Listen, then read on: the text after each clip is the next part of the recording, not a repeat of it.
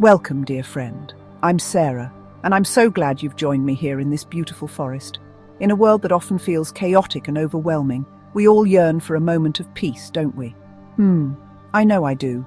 That's why I invite you to join me on a gentle journey through nature's wonders as we explore the timeless wisdom of St. Francis's prayer.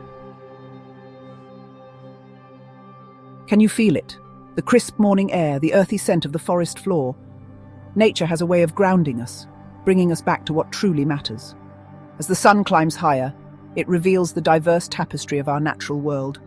From the towering mountains to the vast oceans, from the scorching deserts to the lush rainforests, nature, in all its forms, holds the power to calm our minds and open our hearts. It's here, surrounded by creation, that we can best understand the profound simplicity of meditation and prayer. Listen to the gentle babbling of this brook. Like a constant prayer, it reminds us of life's continuous flow. Today, we'll be guided by the prayer of St. Francis. This beautiful invocation has brought solace to countless souls over the centuries. The prayer begins, "Lord, make me an instrument of your peace." What a powerful request, don't you think? To be an instrument of peace. It's not always easy, is it? But nature shows us the way.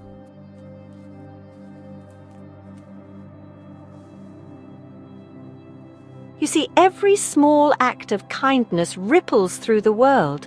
Just as this prayer teaches us, it's these moments that make us instruments of peace. Look here at this intricate spider's web. See how the dew clings to each silken strand? Nature's beauty is often found in the smallest details.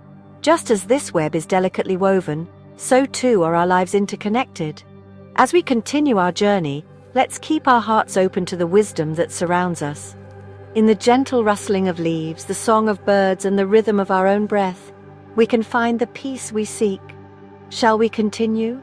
There's so much more to explore, both in this beautiful world around us and within the profound words of St. Francis.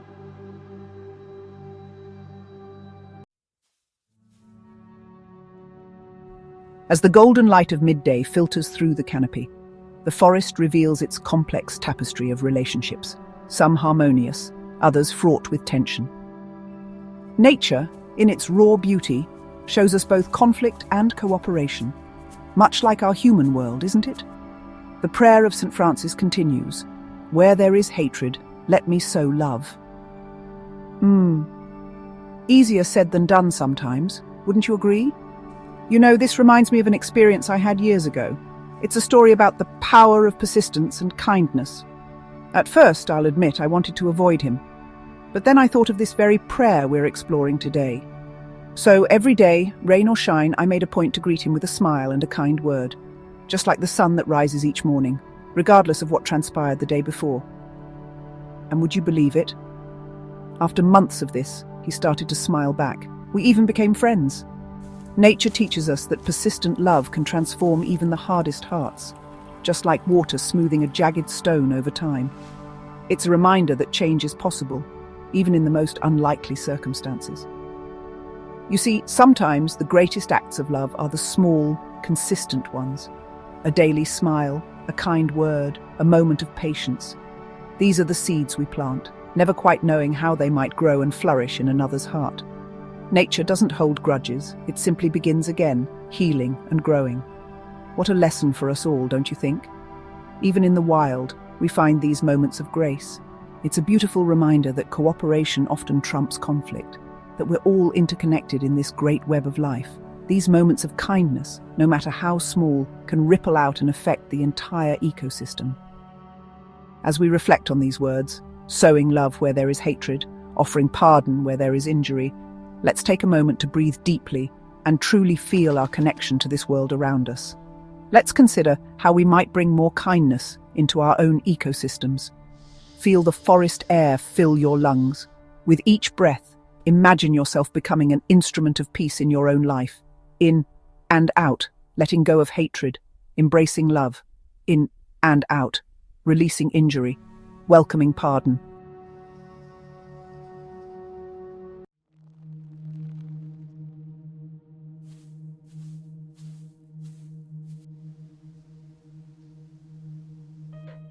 Sometimes life's challenges seem insurmountable, like this great chasm.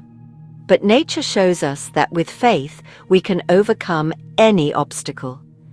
The prayer continues, where there is doubt, faith. Easier said than done when facing life's canyons, isn't it?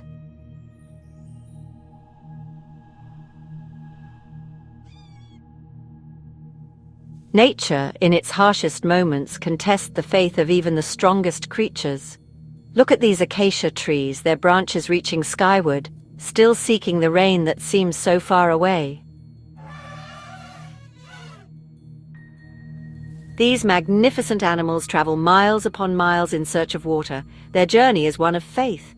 Faith that somewhere beyond the horizon, life-giving water awaits.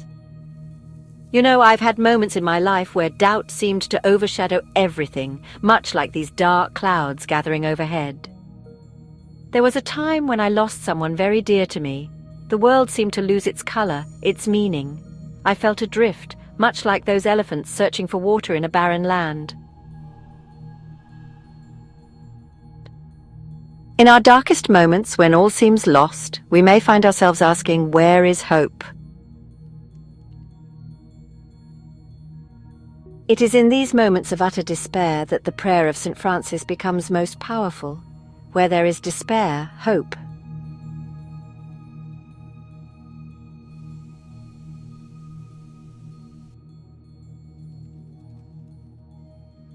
Nature reminds us that even in the bleakest times, hope endures.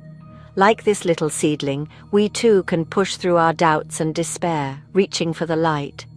As we continue our journey, let's carry this lesson with us. In moments of doubt may we find faith, and in times of despair may hope spring eternal, just as it does in the natural world around us. As the long night begins to wane, the first hints of dawn appear on the horizon. The air is crisp and filled with anticipation. Oh my! Isn't it beautiful? Even in the darkest hour, light is never far away. Can you feel the gentle stirring of the world? The prayer of St. Francis reminds us, where there is darkness, light. Nature demonstrates this truth every single day, doesn't it? Look how the world transforms as light returns. It's a daily miracle, this interplay of shadow and radiance. Can you feel the energy? The joy of a new beginning? It's like the whole world takes a deep, refreshing breath. Nature teaches us that joy often follows sadness, just as surely as day follows night. It's a rhythm as old as time itself. Isn't that delightful? Even in the wild, there's room for play and laughter.